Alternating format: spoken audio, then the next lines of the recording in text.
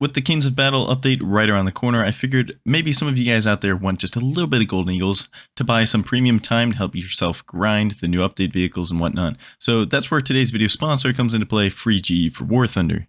Free GE for War Thunder is an app you can download on the Google Play Store that lets you complete various tasks of varying difficulty. The harder the task, the more Golden Eagles you get, and yes, completing these tasks gives you Golden Eagles for free. I would recommend just doing an easy task that offers a little bit of Golden Eagles. Get yourself a day of premium time, help you grind, all that good stuff. So click the link in the description down below and use my code on screen for 10 extra Golden Eagles. ARB is kind of dead, to me. You might have a different opinion, that's fine, but I really don't enjoy ARB that much right now. We are going to talk about what I think is wrong with it and what I would do to fix it. But before we get started, make sure you join the Discord, link in the description down below. And if you want to get yourself something nice to set on your desk for your gaming setup or something, check out Air Models and get yourself a nice little decoration for your setup. Use my link and it helps me out, it helps you out because you get something cool and everybody wins. And lastly, I have a community squadron on War Thunder. If you want a squadron to help grind the squadron vehicles with, you need squadron RP. Well, if you join SHCSC,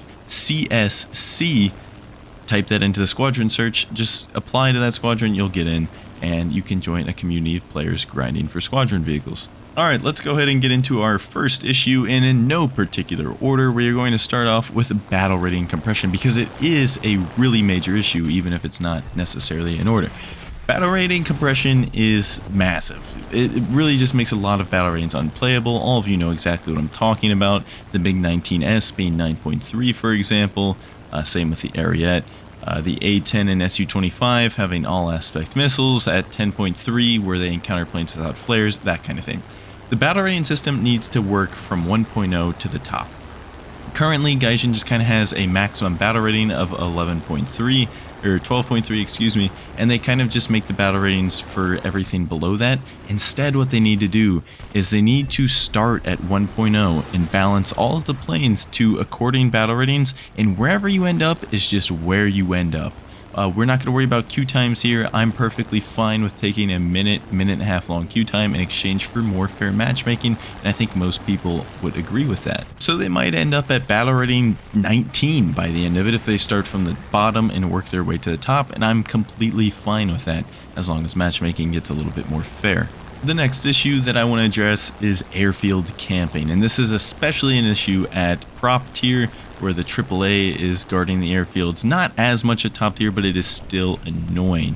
And the way I would address it is that every player has 90 seconds of AAA coverage, and after their 90 seconds has expired, they're completely out of AAA coverage for the rest of the match.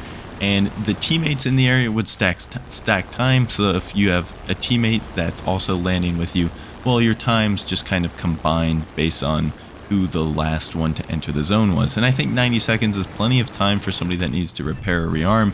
No, of course, this would not start at the beginning of the match, but I think this is a happy medium between giving people a chance to rearm and repair if they need to, but also not being able to exploit AAA and hold up matches and drag out games and just all around ruin the experience for the team that more than likely should have just won, but instead they have to deal with an airfield camper. Let's talk spotting system. The spotting system is absolutely atrocious in ARB, especially on sunset maps, especially if you're playing top tier or really fast jets, it gets pretty annoying.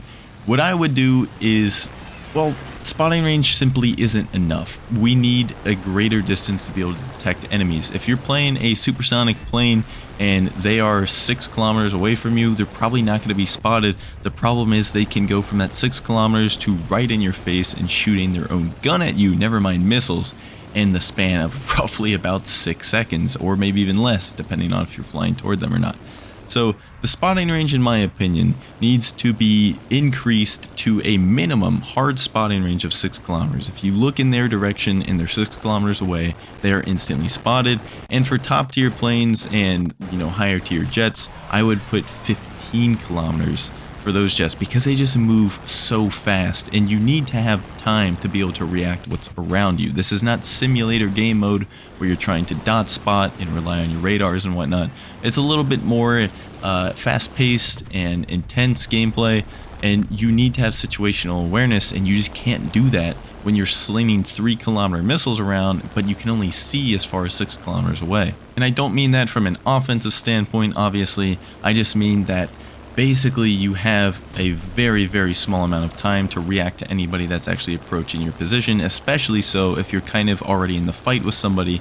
The next thing you know, bam, there's somebody 6 kilometers away from you, supersonic speed, flying right towards you, and you're kind of in the middle of a fight already. What are you supposed to do? So I think that increasing the minimum spotting range would be huge. Also, 16 versus 16 needs to go. One of the worst changes to ARB in a very, very long while.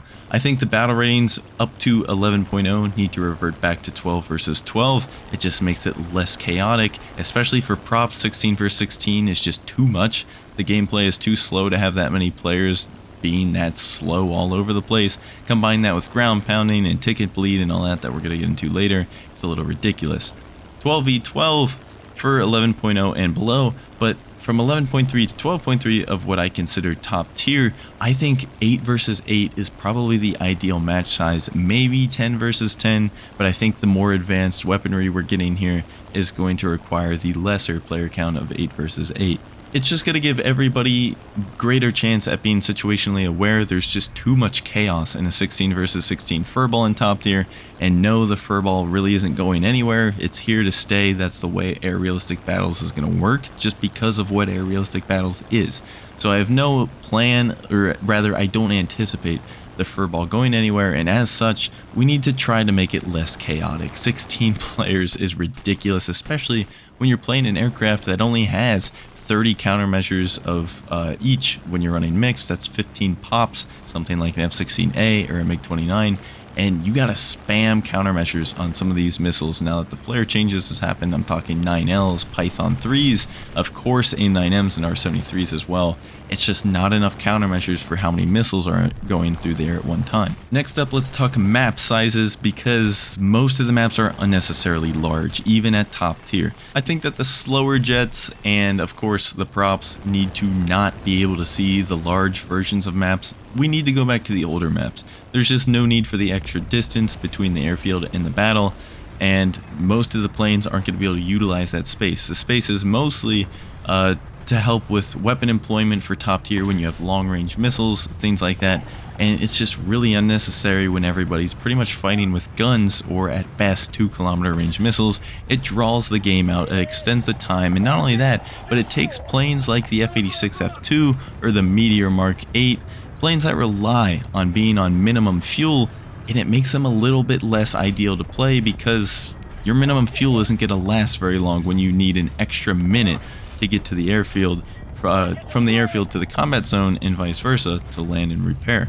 So really, these large maps have made a lot of jets that used to be really fun to play pretty hard to make work anymore, and there's just really no need for it. Even top tier, there's no reason for an EC map in top tier, at least not in its current implementation. Sure, we could make adjustments to the map to make it a little bit more enjoyable, but with all the objectives in the middle, the airfields positioned where they are, there's no reason for it versus the normal size top tier maps that we get. For example, Vietnam, you get the normal Vietnam and you get the EC Vietnam. There's really not a huge difference in size, but there is a difference, and either way it is welcome.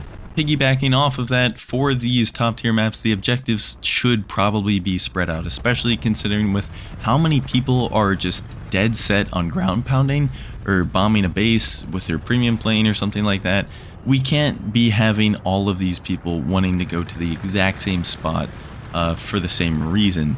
Sure, the PvP players are still probably going to end up finding each other in the same area, but if you can kind of filter out some of the clutter with the ground pounders and whatnot, I think that would help a little bit. I don't think it's the solution though that everybody thinks it is, but it is somewhat of a help.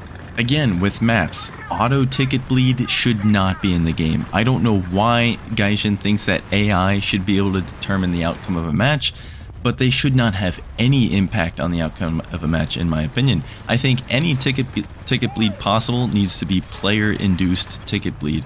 That means a player is ground pounding, or a player kills an AI plane, something of that nature.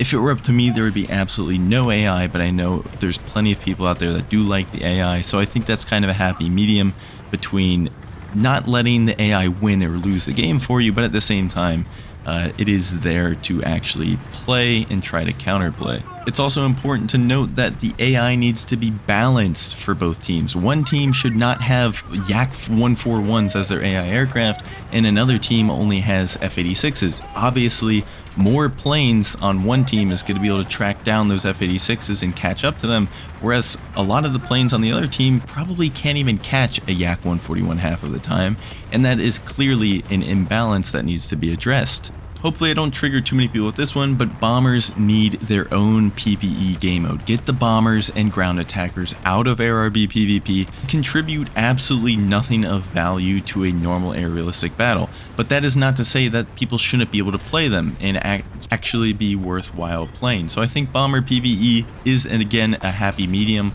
And the rewards shouldn't be as good as PvP because there's still obviously no skill to clicking on AI, but at the same time, if you're going to spend time playing the game, you should be rewarded in some fashion, and so the rewards need to be adequate, even if not equal. And lastly, again, possibly controversial here, but there is no reason to have airfield spawns in ARB. Who cares about taking off? Maybe I'm alone here, maybe I'm the only one that doesn't care to watch my plane roll off of the runway when I'm simply just pointing the mouse in the sky, but I don't know.